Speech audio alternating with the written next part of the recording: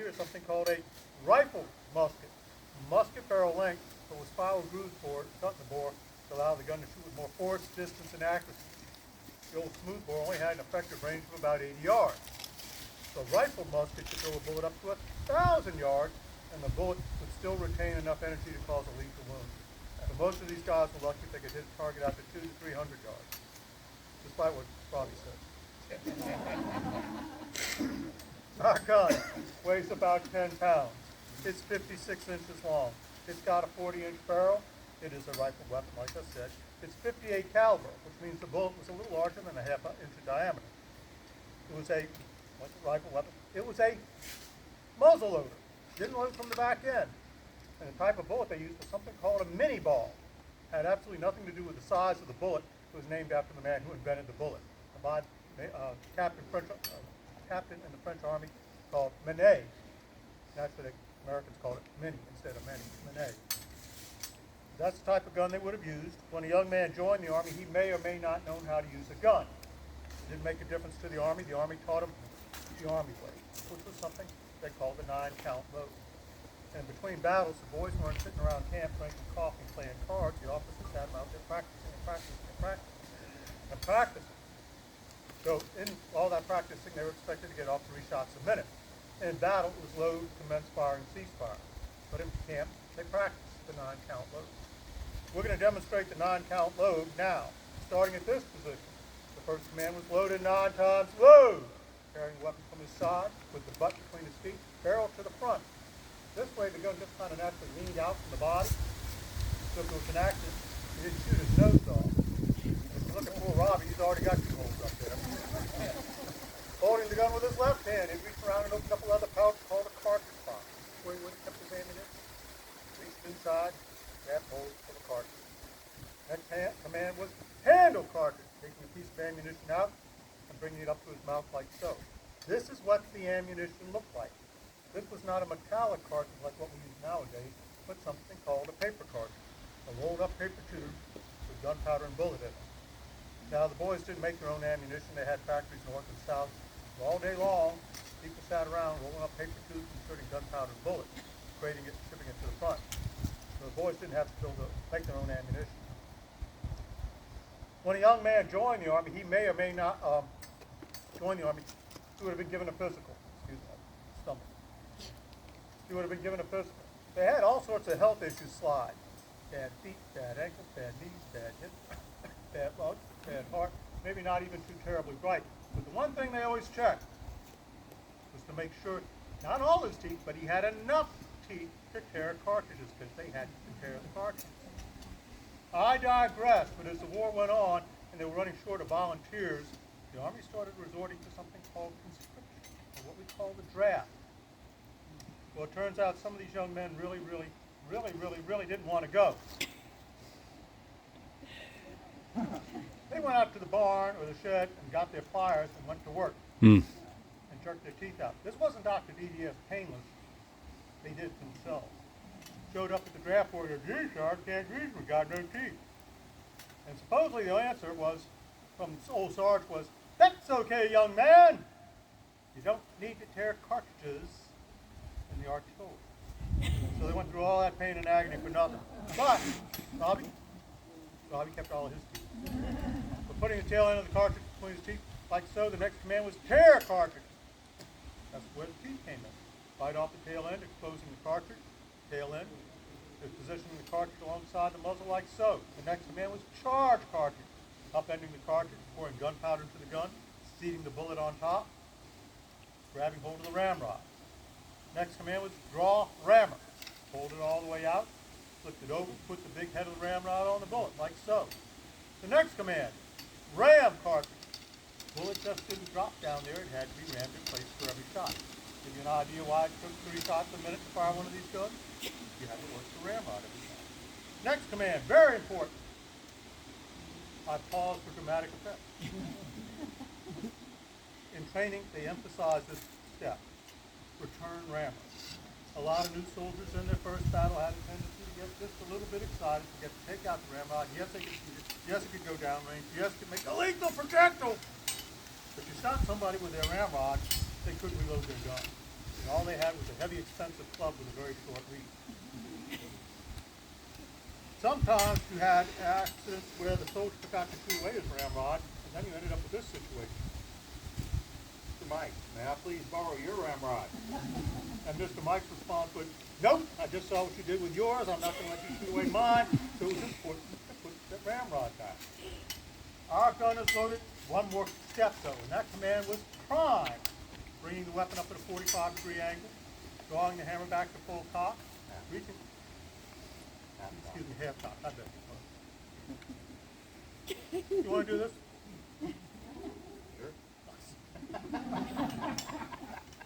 Drawing the hammer back to half cock, reaching into this little pouch here and taking out a primer. This is what they call a percussion cap. A piece of brass or copper stamped into the shape of a little top hat. Inside this little top hat was a chemical called fulminated mercury. That's what set off the gunpowder, making the gun go bang. The cap went on the gun like so. This completed the loading process. The principle: squeeze the trigger, hammer fell, hit the cap, chemical in the cap exploded, shot a jet of flame inside the gun, setting off the gunpowder, making our gun go bang. And that's how one of those things works. Robbie's going to fire the weapon now. Anybody with sensitive hearing might want to cover their ears. This will be just a little loud. And the command would be ready, drawing the hammer back to full cock. Hey! Hold up. Hold fire. Try to get in line. No. We're shooting guns off. They're gonna walk. All right, but let me seize this opportunity to tell y'all this. We don't fire live ammunition out here for obvious safety.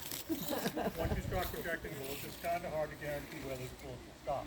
For the safety of us park workers, for the safety of our visitors, for the safety of the animals in the park, we use blanks, gunpowder, no bullet. But we are firing blanks, and blanks can be potentially dangerous, and we want to make everybody safe. So we're going to wait until everybody gets out of the way. Because, gee, Mr. Mike, it's just a bullet. No, but the blast from a blank could have lethal consequences. So we are very concerned about that. You notice when Robbie fires a gun, he will be firing away from everybody. But, all right, once again, ready, drawing the hammer back to full cock, aim, shouldering the weapon, sighting the target. Once again, this will be a little less. And the command is, fire! And that's how one of those things works. If there had been a real bullet, like I said, the bang would have been a whole lot louder. It would compress the gunpowder, the bang would have been a whole lot louder, and the gun would kick about like a 20-gauge shotgun for all you hunters. Any questions? Yes? Did the soldiers eventually, because of the loud noise of hearing, Excuse me, can you speak up? they eventually have hearing issues? Probably not, right? All right, let me say this about that. I've been shooting these guns for like 30 years. And my hearing's still fairly decent, although my wife would say otherwise. Yes. How long would it take you to read accuracy you do? About 20 seconds. 3 shots a minute. Practice, 3 shots a minute. And after a while, these guys learned, they only had 40 cartridges. So they kind of learned by doing it over and over again. Take your time and don't miss. Because, yeah, you only have 40 cartridges. You could blow away that ammunition, even at 3 shots a minute. You could empty out a trail cartridge box relatively quickly. Any other questions? Yeah, but what was the guns that were did they motorize or was created some metal guns that cover all? The Revolutionary War, they used something called a flintlock. It had a set of jaws instead of a hammer. They held a rock called a flint. And when the gun fired, the flint would go forward, hit something called a prism, a piece of metal, would cause a shower of sparks, setting off gunpowder in the hollow of the pan, setting off the flame. That's a percussion weapon using a cap. Also, the vast majority of the Revolutionary War fired the round ball. We're using a rifle weapon, so the accuracy is considerably better with this weapon. Yes. Was that an original or is that a replica? You could find a very good quality original, but you're talking about a weapon that's 150 some odd years old. This is a modern copy, and I'm going to digress. This is actually an Italian copy of a British weapon used in the American Civil War. It's truly international. We use reproductions for safety. Let's move right along. Every soldier that had one of those was given one of these, what they call the bayonet. Obviously, tell y'all about that. Bayonet is also the Army's first multi-tool, precursor to the Swiss Army knife, if you will. If we have a lull in our battle, we can dig us a pit, rifle pit, get down in it, give us more protection from enemy fire. After a battle, we may be hungry, we can go in a farmer's field, we can dig up carrots, potatoes, onions, what have you. We may even have ourselves a piece of meat with no frying pan. We stick all of our vegetables and our meat on here. We hold it in the fire and we're having shish kebabs tonight. Say we've got ourselves a pot on the fire, but nothing to grab it with, just a little wire handle. We flip it around like this. We can take it off with a hook like that. We're lucky enough to have a tent. This makes a nice tent peg. Also, they didn't give the boys candles back, didn't give them flashlights. They weren't invented, but they did give them candles. Now you hold a candle in your hand, what happens? Wax drips down, burns you. You stick it in this socket here, you hold it offset, drips on the ground. We may need to do some work using both of our hands. So we stick it in the ground like that way it won't fall over and burn anything, set anything on fire. Another use for this thing, kind of grisly, but after a battle, guys may be out there dead for quite some time, baking under a hot Louisiana sun. Nobody really wants to touch them. We can put this in the fire and bend it into a hook, like so. You can grab them by a piece of uniform or a piece of equipment and pull them into their grave like that. Primarily what we use this thing for, though, is to stick on the end of our gun like this before we go into battle. Now, the combination musket and bayonet is 16 inches. Or this is 16 inches, this is 56 inches, 6 feet. The reason for that, your three main branches of the Army are your artillery, your infantry, and your cavalry. This is the infantry's weapon. Cavalryman is on horse with a sword, and he has a reach of about 6 feet. So if I shoot at him and I miss, I still need to defend myself. I can poke him with this thing. And He's already stabbed. I have done that. Mike will tell you it hurts to be stabbed by this thing. I've also been stabbed by it, but we won't talk about how that happened. Any questions about the bayonet? Bad eye, is that a try? Three-sided, yes, Three-sided? yes. It's not for cutting, just for poking, so you can still load your weapon without slicing up your knuckles. Yes. How's the top shape? We're tight. Very tight. Right. The blue and the gray. Why blue? Why gray? Well, they wanted to tell the good guys from the bad guys. Northern troops, regular army, before the Civil War, wore blue. State troops, north and south. North and south. State troops, militia troops. Cadets wore gray. When the war started, you had too many northern soldiers wearing their militia uniforms, their state uniforms wearing gray. It caused confusion. So very quickly when the war started, the northern troops went over to a blue uniform to tell one side from another.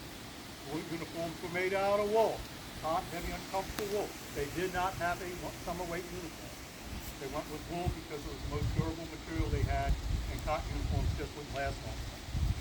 But as the war went on, the Confederates started running short of just about everything, wool included. And so the Confederates came up with a material called jean, a wool-cotton mixture. And that's what Robbie's wearing, is a jean jacket, while mine is all wool. Soldiers started off the war wearing the cap. Cap was a poor piece of headgear because it only protected the top of the head and the front of the face from the elements. No protection to the side of the head or the back of the neck. You ever wonder where the expression redneck came from? Nowadays we think of it being derogatory. Back in those days we're talking about somebody who worked outside and did manual labor wearing a cap, getting a sunburned neck. A lot of soldiers very quickly got rid of the cap and went to a hat with a full brim that gave better protection from the sun and the rain. Soldiers went off to war having some sort of emblem showing what state they belonged to. Well, usually north, to the north would have been U.S., to the south, Confederates, CS. But you had some states, all states, north and south. If you came from Massachusetts, you might have had the Massachusetts states. Or if you came from Louisiana, you might have had the Pelicans. Or if you came from North Carolina, you had NC. Or if you came from New York, you might have had SNY, which stood for State of New York. Although Robbie says it stands for something else. Snot-nosed Yankee. Any questions? All right, ladies and gentlemen, we can make our way into the lobby for the museum tour.